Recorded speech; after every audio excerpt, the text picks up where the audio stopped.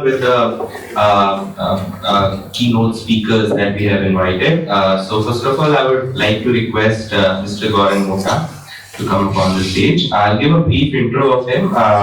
He is the co-founder of Bouffe. It's a social enterprise which works on highlighting the importance of safe food, ecological farming, and right nutrition. They have worked with over 500 farmers and farmer groups who practice regenerative form of farming by creating a clean, transparent and fair supply chain and value-added products. Being a lean organization, it works on mostly on the model of outsourcing most of the non-core functions and is highly tech-enabled. So,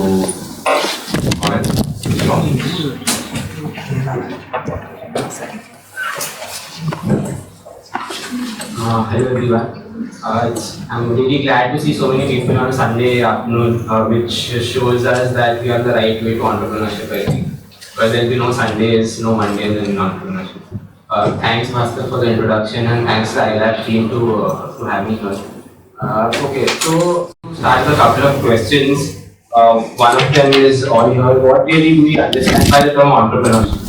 So any one of you all, if you have any thoughts, obviously you are having some thoughts, probably share your thoughts. But what do we mean by entrepreneurship? And why are we really here when the session happening on entrepreneurship is being organized? Anyone? One of the three entrepreneurs here. So what's the definition of entrepreneurship? I think entrepreneurship is all about solving a particular problem and creating a sustainable solution out of it. Okay, solution. To adventure. Sorry? To adventure. To adventure. Okay. Yeah. It's a method to create value out of anything. Create value out of Any add value. Yes. Anyone else? Bring about the change. Bring about the change. Okay. Any other answers? You can live by one person, you can live only one life, but when you start a startup, you actually live billions of life in just one idea. Right. And you have been Like, if your idea can create a difference in the life of millions of people, you should do it, right? And with your idea, you are living in the wishes and the hopes of millions of people. So actually, you are getting so many lives in just one life. So this is my definition of entrepreneurship. It's an art basically, because a lot of people look at entrepreneurship as a very complicated thing, a very difficult thing. That I would say it's just an art, and art is one of the most simplest things that exists in our world right now. It's an art of finding solutions, as Akriti said, and expressing yourself absolutely the way you want to, while being independent of any form of external pressure. So, So that's my definition of entrepreneurship, and while I call myself a social entrepreneur, and a lot of us over here are from the School of Social Entrepreneurship, that's a term that we need to understand as well. So what would you understand by the term social entrepreneurship, and how do you think it's different from entrepreneurship in itself? Anyone?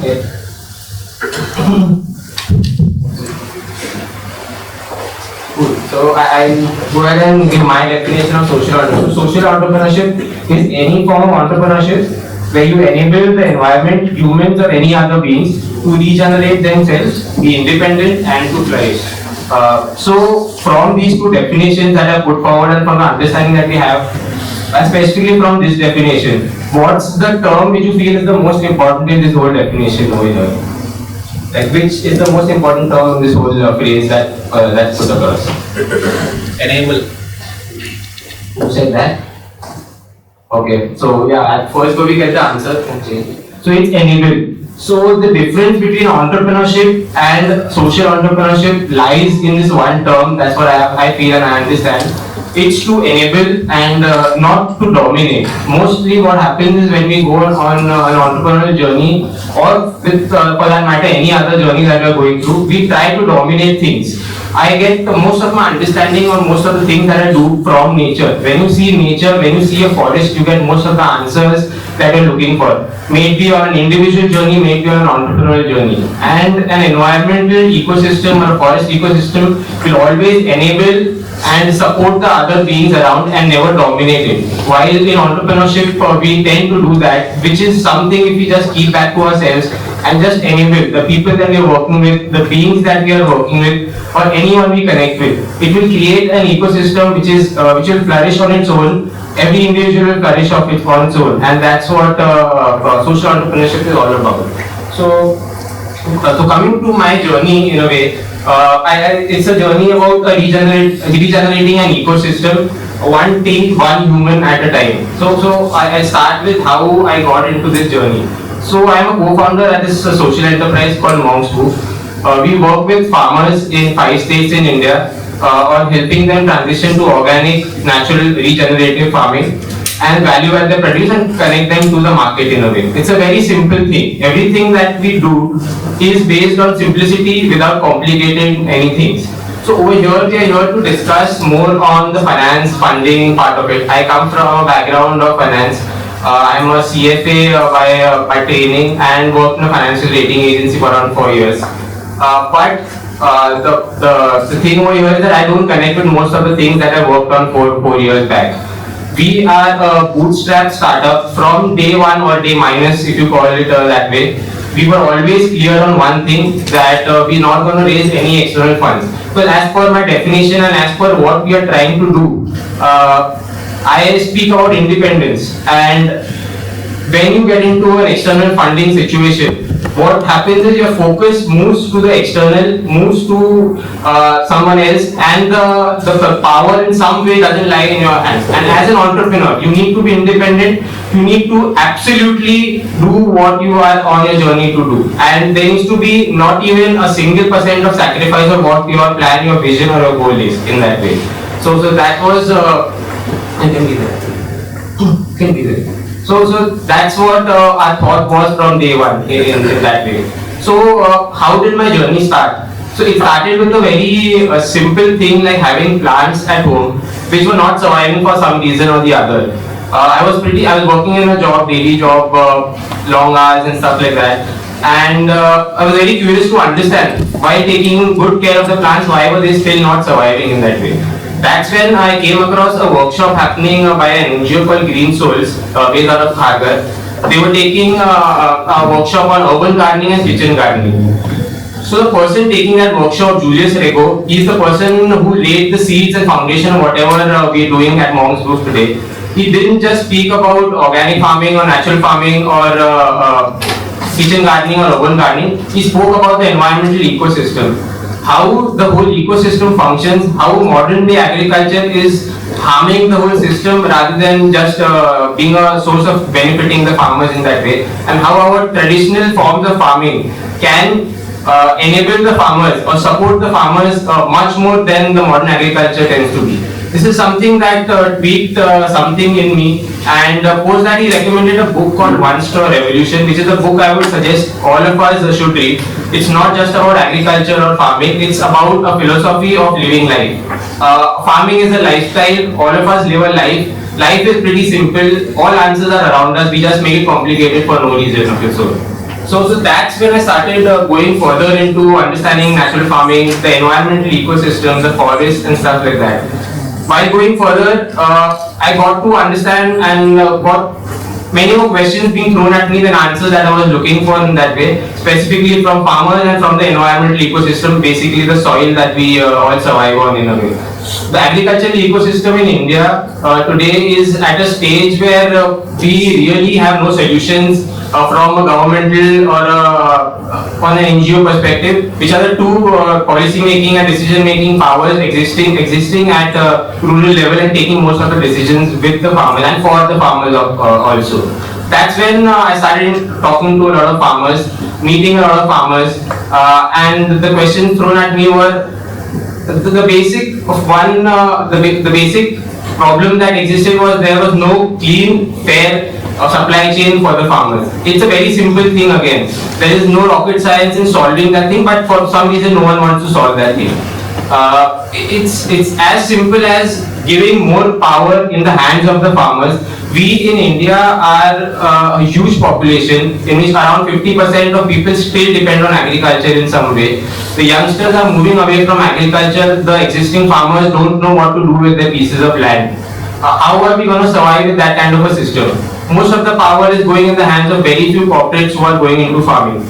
So that's where a social entrepreneurial definition comes into play. We need to enable these farmers to be independent and take their own decisions while they produce themselves. So we at Bouffe, what we do is we just enable the farmers, build that confidence in them, provide them the basic understanding which they already have, just the motivation or rethinking their ways of doing things which needs to be enabled in them, and then connect them with a fair supply chain to the market. So that's what we are. Yes, while creating all of this, we ourselves wanted to be independent. We ourselves wanted to focus on the thing because agriculture is again talking about simplicity, it's a very complicated thing if you're not from an agricultural background. And that's when we were on a journey where we were exploring, understanding, learning every single day. So yeah, so these were a few things we went about while sustaining our organization. So we are today a 5-year-old organization which with a family of 6 core people in it, 500 extended family of 500 farmers working with us, and at least 10 to 15 part-time employees and interns that work with us every single moment in time. So how did we start? We started with funding of around 60,000 rupees each, which each 3 of our co-founders put in, which was 1,80,000. From there to today, we have a turnover of around 1 crore rupees without raising a single fund. So where do we raise our funds? We raise our funds every single day from our customers. That's a simple motive from day one till day. We created a balance between understanding our short-term needs of funds plus not compromising on our vision that we have. So this enables you to sustain, to move forward and keep doing things while you're attaining your own vision. So at the start and till date, we do each and everything ourselves, from cleaning our offices to doing deliveries to going for presentations, and everything is done by us itself. We save a lot of funds over there. The most underrated superpower today, the power of interns. In colleges today, may it be media colleges, may it be social entrepreneurship colleges, may it be finance colleges, there are people who are working or who are studying in a system which is just theory based. Everyone is just wanting to go out and understand what the practicality of what they are learning is. That's where organizations like us who need those people and they need us, we just need to go forward and talk to them and enable that thing. So we've utilized that power since the first year till date, and it's been a win-win situation for us as well as them. So that's the thing that every entrepreneur should look into in some way. Third thing is cash flows. Like being from finance background, cash flow is a thing that we look at the first thing when we are running through the numbers of any company. Managing cash flows and being disciplined about it is the crux of starting a startup in a way.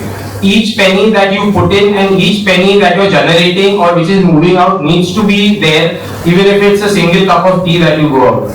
If you manage that and keep your cash flow positive, may it be just 5 rupees, but it never needs to go in negative. That's our mode. That was how we started from, and that will help you go a long way. So yeah, have a plan in place, a financial plan. So while I talk about generating sales from day one, it seems like you did not have a larger mission or a vision in place. We always had that vision in place, we always had that plan, but within that plan, this is a particular part that needs to be very much imbibed in it. But that plan needs to be in place for you to not lose track of what you're planning to achieve and just get into the short-term system of generating money in a way.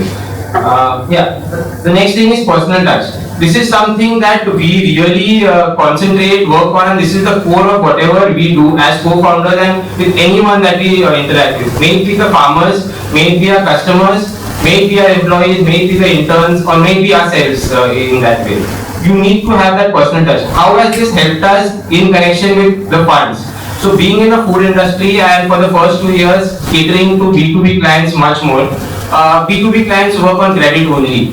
But when you have a real story in place, when you are really trying to do good stuff, when you are really working for the benefit of the whole ecosystem and you convey that story to your customers, they will never go back and they will never ask for extra credit from you. They will always understand that you are planning to do good work, you're giving good quality product, and that's where it is. No customer of us like ask us for credit or some. So that's where a cash flow still more in place in that way. Even B2C customers for that matter, when they understand a story, when they understand that you're really genuinely doing good stuff, that is where they will come to you, ask, and you generate much more returns out of that. So that's something that we need to imbibe in itself, and not just hire people, move forward. There will be no personal touch. So till date, so we have a list of 3,000 customers in Mumbai. Every single person knows every single person from our organization. Every single farmer is directly connected, so they know. That's the personal touch that I'm talking about.